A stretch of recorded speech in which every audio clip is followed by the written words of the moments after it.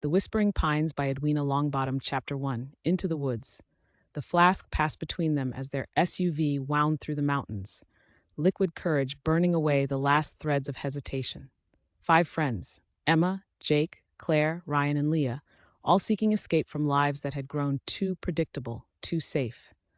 The Whispering Pines forest stretched before them, an untamed wilderness in the Appalachians that promised the thrill of genuine danger. Emma watched her friends through the rearview mirror, noting how they'd changed since college. Jake, once the life of every party, now carried himself with the rigid posture of someone pretending to be happy. Claire's perfectly manicured nails and designer hiking gear couldn't hide the haunted look in her eyes. Ryan hadn't smiled since his brother's disappearance 2 years ago. And Leah kept checking her phone, as if waiting for something to finally catch up with her. The gas station appeared like a mirage, a weathered wooden structure that seemed to sag under the weight of decades. The clerk's face was a topographic map of wrinkles and old scars, his eyes carrying the vacant look of someone who'd seen too much. When they mentioned their destination, his weathered hands began to tremble. "People change in there," he said, voice cracking like autumn leaves. "The ones who come back, they're different." Emma noticed his fingers tracing an old scar along his neck, a habit born of trauma.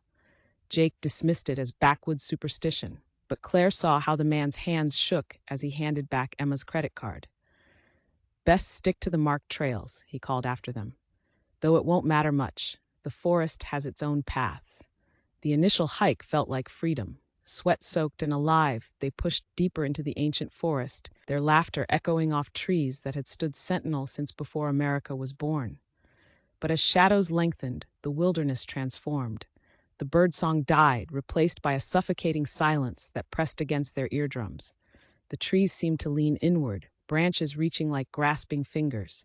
At dusk, they found a clearing by a stream tainted rust-red with mineral deposits. The water moved sluggishly, like old blood refusing to clot.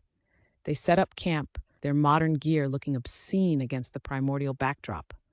Over the campfire, Emma tried to lighten the mood. "They say the forest whispers your darkest secrets," she said, voice thick with false bravado. "Shows you what you really are." "Some truths should stay buried," Claire muttered, and no one laughed. The flames cast dancing shadows on their faces, highlighting the fear none of them wanted to acknowledge. Chapter 2.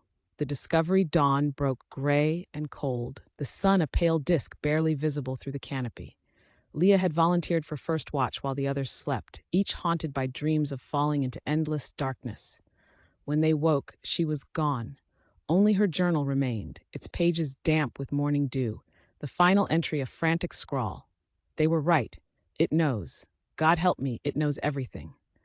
The search led them to a small clearing where ancient stones formed a crude circle. Symbols were carved into each rock, not Native American, not colonial, something older that made their eyes hurt to look at directly. At the circle's center lay a desiccated corpse, posed in a manner that suggested ritual. The clothes were decades old, but the fear frozen on the skeletal face was timeless. Most disturbing was the notebook clutched in its bony fingers, filled with the same handwriting as Leah's journal, though the dates went back to 1973. Claire vomited into the undergrowth, while Jake photographed everything with trembling hands. "Evidence," he insisted, though his eyes were wild. "People need to know what happened here." Each camera flash seemed to anger the forest, the shadows deepening despite the morning hour. Ryan, whose archaeology background had gotten them interested in the area, studied the stone circle. "These markings, they're old, older than the colonies. Something was here before us, before the natives, maybe before human memory." "We need to find Leah," Emma insisted, but her voice lacked conviction. Deep down, they all knew Leah was beyond finding. Chapter 3. The Whispers. The voices began as thought fragments, barely distinguishable from their own inner monologues. But they grew stronger, more insistent, speaking of buried desires and secret shames. Each whisper carried the weight of terrible truth.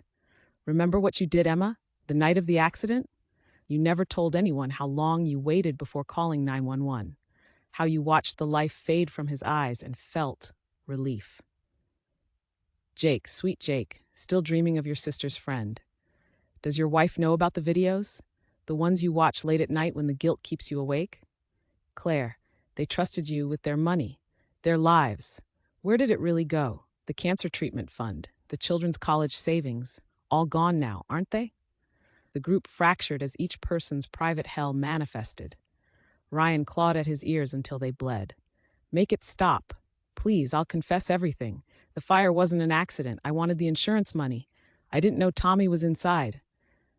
The forest seemed to drink in their anguish, growing darker and more vital with each broken confession. The trees swayed without wind, their branches creaking like old bones. Chapter 4. Descent. Jake broke first, sprinting into the darkness with a scream that sounded more like laughter.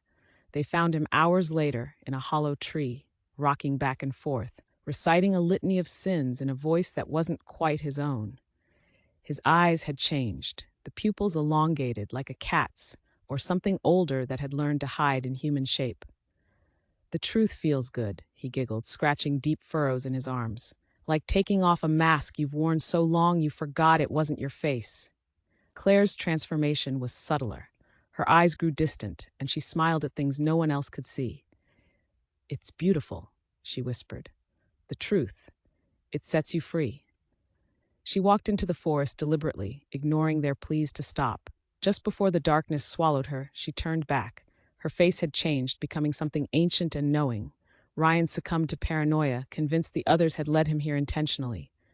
You knew, he snarled, brandishing a hunting knife. You brought me here to punish me, for Tommy, for the fire, for everything. The darkness swallowed him before Emma could explain, though his screams echoed for hours. Chapter 5. The Cabin. Emma found the cabin as night fell again, its weathered boards seeming to absorb what little light remained.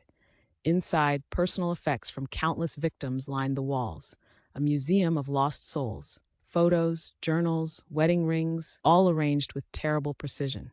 Some dated back centuries, others seemed fresh enough to still carry their owner's warmth. On a massive oak desk lay 5 files, decades old but perfectly preserved. Each contained detailed accounts of lives destroyed by buried secrets, by truths too terrible to face. The names were different, but the stories were theirs, recorded long before they were born. Emma realized with growing horror that they hadn't chosen this place. It had chosen them, called them here to feed its ancient hunger. The whispers reached a crescendo, and Emma finally understood. The forest wasn't haunted. It was alive, feeding not on flesh, but on the darkness within human souls. Each victim's confession strengthened it, preparing the way for the next group of sinners who would stumble into its embrace. It was a cycle as old as guilt itself, a hunger that could never be satisfied. As this revelation broke over her, Emma felt a strange peace. She sat at the desk and began to write, adding her own confession to the countless others. The truth about the accident, about the choices she'd made, about the person she'd become. The forest drank in her words, and she felt herself changing, becoming part of something vast and terrible and true. Epilogue. The search parties found nothing but a single camera. The photos showed only trees, though each frame contained strange shadows that seemed to reach toward the lens. The last image showed a face, or something like a face, composed entirely of darkness and ancient hunger. Locals whispered about the changes in the forest, how the trees grew taller, the shadows deeper. They spoke of voices in the wind that knew too much, of a darkness that had grown fat on human secrets. Some claimed to see familiar faces in the forest at dusk, a woman in hiking gear walking purposefully between the trees, a man with cat's eyes laughing in the shadows, others too transformed to recognize. Years later, a ranger discovered a new journal near the forest's edge. Its pages were blank, save for a single line. The truth will set you free, but first it will destroy you. The handwriting matched 5 different samples in the police evidence locker, though each was written decades apart. The forest remains, patient and hungry, waiting for those whose guilt drives them to seek its dark absolution. It whispers promises of redemption through revelation, knowing that some truths are better left unspoken, some sins better left buried. But buried things have a way of growing in the dark.